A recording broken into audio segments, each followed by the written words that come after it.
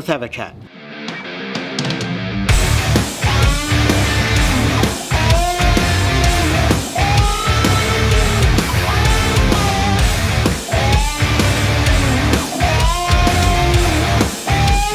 And we are up bright and early, gonna get a head start in this already hot weather.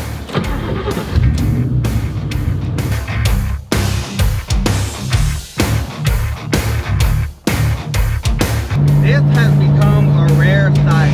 Nobody on the road. That is, of course, unless you're a car guy. You get up super early in the morning to go check out cars. It truly is just a beautiful thing. Oh yeah, oh yeah. That is my dream spec right there when it comes to a Shelby GT500. It has to be a Ford Performance Blue stripeless. And we have the infamous SVT and a DSG Vert with the same blower as mine. This is the 2.3 VMP TVS. The good thing about the TVS is that it has a little bit more punch than the Whipple, and you can also squeeze a little bit more horsepower out of the VMP. They're about good for 715. Some people say 750. I've heard different, but yeah, these blowers are really, really good. Good bang for your buck, and they don't make them anymore. And we got our line of Shelbys here. We have two 350s and the Twisted Orange GT500. One thing that I found interesting about this blue GT350 is that it has the Shelby right here on the spoiler. So yeah, that's just a little extra touch to his car. We're gonna walk over to the front because that's where most of the cars are at.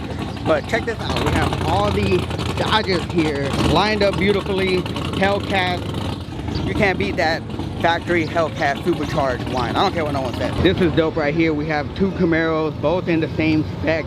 That, I believe, is like a 10th anniversary special edition Camaro. A buddy of mine used to have one, and it's cool because this one is matching the older one. Beautiful R32, super clean car. And right next to it though, man, oh my goodness. Y'all know that I am a sucker for Skylines in general, and this spec right here is sick. Got my favorite wheels on it, nice and subtle with the blue accents, blue touches, and the R33. We actually saw this not too long ago.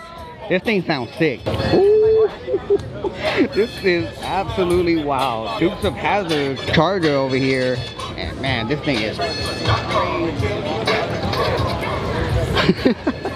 we got some autographs over here too. So this is a very interesting build. This is dope. This is something that you don't see every day. This is a Sylvia 240SX. These, I believe, just became legal in the United States. This looks like a S-Spec. The good thing about these cars is that they're relatively cheap right now. You can probably import one for about 20-30 grand, and man, these things look sick, especially the R-Spec, I believe, that comes with that wing, comes with a different bumper. These things are, if I could get one, I would definitely get one. I'm a sucker, big time sucker for 240SX. Right next to it, we have the R34 four-door Skyline. It's just crazy to see these cars nowadays finally imported in the US. At one point in time, it was just a dream for me to lay eyes on one, and to see it here in person, it's crazy. I really do want to see a genuine GTR V-Spec Mirror Edition one day, and it'd be even better if I could drive one or take a ride one. This is sick. I love the wheel combination. These are kind of like the similar style that I have on my car, minus the hardware on there.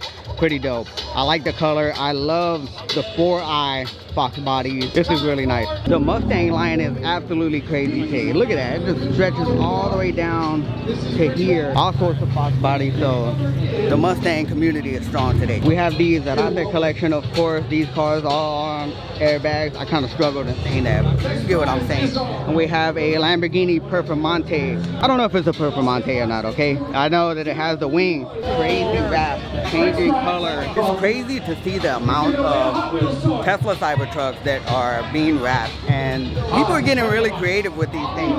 As you can see, it looks like it's fully lifted all the way up. Got that American flag right there, yes sir. And these trucks, I mean, they're pretty massive, they're pretty big. I don't even know if the camera is really picking it up, but we got a little bit, it kind of looks like a Mr. Clone kind of look at, a little bit of green, a little bit of purple, a little bit of blue. Very nice wrap, and actually very unusual wrap for a Tesla. That's what I like about it, because they choose a very bright, you know, kind kind of flagrant color for a modern car like this that's meant to be a little bit more simplistic. Yeah, that is a crazy build right there, man. You don't ever see those old classic Chevrolets, and they definitely don't make them like they used to either. Check out this crazy build over here. It has every little touch that you can add on a Demon, on a Hellcat. I don't know what this is, but either way, look at how crazy this thing is. I'm gonna go ahead and cut the camera off here because we got some music. I don't want to get a copyright strike. All right, so let's make our way back to the back and check out more cars, because this meet stretches out all across the entire parking lot.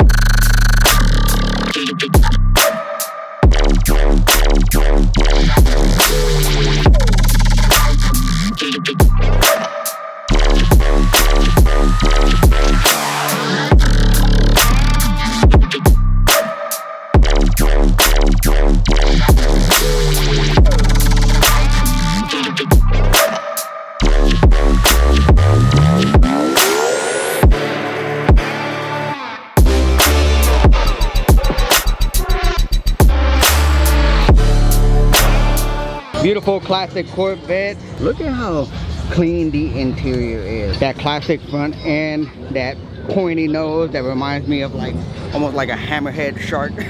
We have the Civic Type R. The carbon fiber front end really sets it off. We got the carbon fiber, exposed carbon fiber fenders, hood. That's something I would like to do. Like if I were to ever get a GT500, I'm a big fan of just having carbon fiber fenders. I think it looks sick. Or if you at least leave some of those carbon fiber like vents and all that exposed and then paint over the rest of the fender, I think that looks good too. But I'm actually a fan of just leaving them straight up carbon fiber. And then we have the new Civic Type R. I'm actually really digging this new generation of the Type R. They kind of simplified them, but they still look very modern. They look really good to me in my opinion. And I like all the little accents. We got the black grille, you know, just all the little touches. Carbon fiber mirrors. The wheels are actually pretty thick. I like the spoiler. It's not too big, it's not too small. I like the whole entire design in general. The vents for aero, and also here, I like how it's actually on the lower part of the fender instead of like the mid or the top. I like that design a lot. But yeah, real good job by Honda on these Type R's. And this by far is the most interesting car here at this meet. A windshield-less BMW X something. This is crazy. Of course you gotta wear a helmet because if not, the wind is gonna completely prevent you from seeing and driving. That's for sure. Yeah, this is probably the most interesting car here for sure. You know what's crazy is that most cars, they really honestly don't look all that great in black. It hides a lot of the details, but the GT500 in black is probably one of my favorite specs. Now the reason I wouldn't get a black GT500 is because they have a black car, and then also black is really hard to maintain. Even though it looks really good, really clean, really classy and sporty and sinister and all that, it's still a complete pain in the ass to keep up. But this car looks so sick, even with the little small carbon fiber touches. I just think it looks so sinister, and also like it doesn't hide very many of the details, which I'm actually surprised about. I don't know why that is. Probably because it actually has like a lot of aero and curve. But yeah, this thing looks sick. And we say goodbye to the Performante. I think. As you can see, the cars go all the way down there. They stretch all the way up there. Too many cars to just film, so I think I'm gonna cut it there. We're actually gonna go shoot some pictures, so we'll see you guys there. Cobra down, Cobra down. So it looks like the gears, the rear differential gears are shot. Like,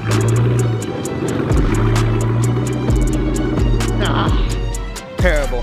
Just terrible. It happens. You got to be willing to put the money into it to risk the reward. Yeah, the reward is having a beautiful car. You got to deal with it, man. It comes with the nature. It comes with cars, period. Especially 20-year-old cars. But we're gonna get it right. We're gonna get it right, man. That's kind of my fault. I knew I had broken spider gears, but being lazy, I don't want to switch them out. I want to do it right. I'm gonna go Ford Racing diff cover, new 373s that we had before. Do it right this time, and then maybe cast iron diff. Ooh, we'll see, okay, a little something shiny, you know what I'm saying? Yeah, so break, build, repeat. I feel bad for our boy Nick, but we've all been there, and I couldn't leave a Cobra behind. kept insisting that, you know, his wife is on the way, but I had to stay there because I know what it's like, especially in the heat. Man, that sucks. But the good thing is that, you know, you gotta remember that cars, if anything breaks on them, most of the time they can be repaired. It's all really just a financial gain. Good thing that it's just the rear differential, it's just the gears, we believe, so that's a fairly easy fix. Maybe all in all $1,000. So that's the name of the game when owning a sports car. Hey, brake builders.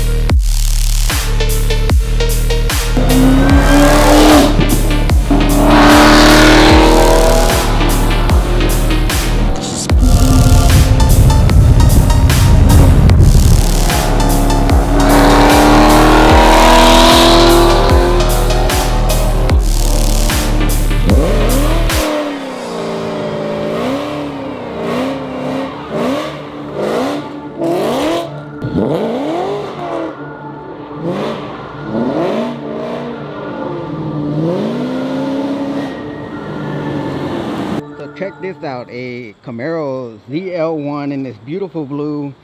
I never really see the blue. I always see like red or gray, but this is my first time laying eyes on the blue one. And to be quite honest, this color is a really nice carbon fiber wing. And I heard this gentleman turn the car on a little while ago, and my God, it is loud. We're gonna get a cold start, or we're gonna get it when he starts it up again, but yeah. ZL1, baby.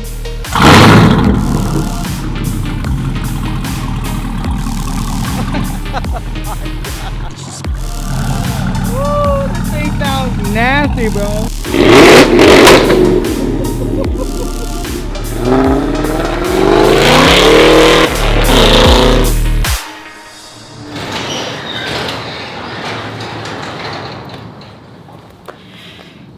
Let's have a chat. So obviously it is a different day indeed, and I was actually kind of dreading whether I wanted to have this conversation with you guys or not, or if I should just wait till I was certain, or I don't know. I just kind of been all over the place. So in my last video I did touch and say that I was going to give y'all an update on this car, and the time has come. Many of you know that I bought this car about 5 years ago, and that's been the inspiration and start of my YouTube channel, the SVT Cobra. I bought this car for $9,800 with 95,500 miles. It had its fair share of issues. It had a vacuum leak, it was running rich, it had a messed up differential, a messed up clutch, hail damage all over the car, and so many more issues that we have since then fortunately fixed. Now, once I felt that the car was good enough, we started doing the 800 horsepower build, which I titled Project Angry Snake. And here it is in all its glory. We have the upgraded VMP supercharger, we have the drive pulleys, crankshaft pulley, crossover tank, Ron Davis radiator, AFCO heat exchanger, GT500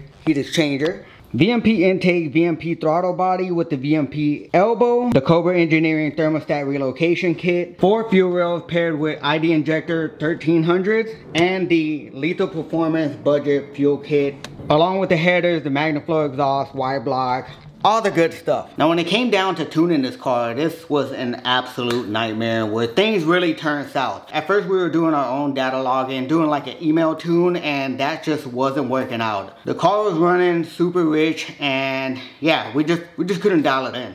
So I took it over to 210 Performance, and he almost got it down. He actually tuned it right for one day, and then the next day it started going back to the sputtering, the hesitation. So we did some further analysis and found out that the block was indeed hurt. Now, I don't know what the cause or what the root is yet, because we have to dig into that block to find out what the real issue is. Could be a ring, could be anything really. So just when I thought that things couldn't get any worse, we found a solution. After going to a variety of shops here locally, I just couldn't find anything that was gonna fit my schedule or my budget. It was gonna take too long, and I was kind of iffy about some of the shops. But eventually, I found Roy out of Houston, Texas. Now, we came up with a game plan on building this block from the ground up. Long story short, he ended up deciding to sell his block, so I went ahead and accepted his offer and buying it off of him. Roy is a super busy man. He owns his own business and he's actually out of state doing work, and he's been stuck there for like the last 7 months. And that, guys, if you've been keeping up with the channel,